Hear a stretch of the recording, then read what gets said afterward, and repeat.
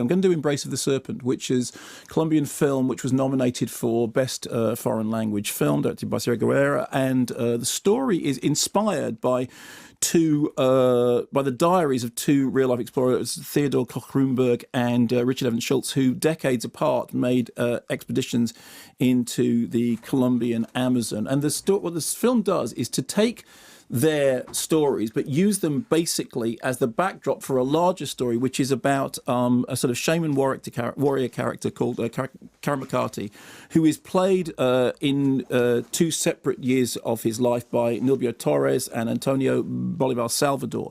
And it is really through his perspective that we see the story. In the first story, Theodore comes to him demanding help to find the Eucruna plant, which is a healing plant which may help heal an illness which he appears to have contracted, which looks like it might be fatal. In the later part of the story, Evan, another explorer retracing the steps, comes to find him at this point dissolute, separated from his own heritage, realizing that he can no longer remember the rituals of his past, again to retrace the steps and to look for the sacred plant. I thought this film was absolutely wonderful, and I thought so for a number of reasons. Firstly, on one level it plays like a kind of inversion of the themes of Herzog's Fitzcarraldo or Coppola's Apocalypse Now, therefore, by default back to Conrad and Heart of Darkness, in as much as what it does is it's really seeing the story of a white man coming into this territory, but seeing it from the other way round. So it's not doing that kind of exoticizing thing of using the jungle as some subset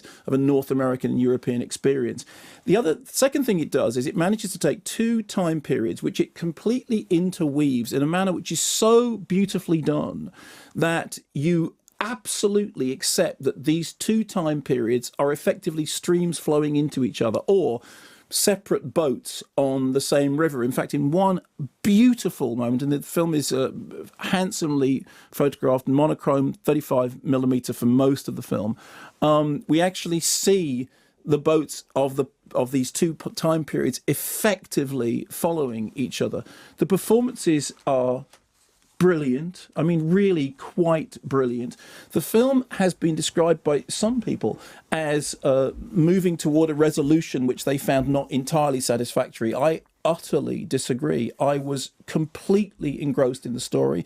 I loved the way in which what it did was to take Amazonian myths, a story of celestial beings descending to Earth on a giant anaconda, and somehow play these against the more, in inverted commas, logical narratives of the explorers who come in, and therefore form a kind of storytelling which the director described as an attempt to build a bridge between Western narrative and Amazonian myth. And I think he manages to do it brilliantly. There are some moments which evoke, but I don't think that evoke some of the darkest Kurtzian moments from Heart of Darkness, and yet it's not a film which is drawing on Heart of Darkness. It's a film which is absolutely seeing this world from the other side. It is, it's also possible, I think, sometimes to look at it and to think this, you could interpret this as an ethnographic study, but actually it's much more to do with a kind of magical realist taking a story which mixes fact and fiction,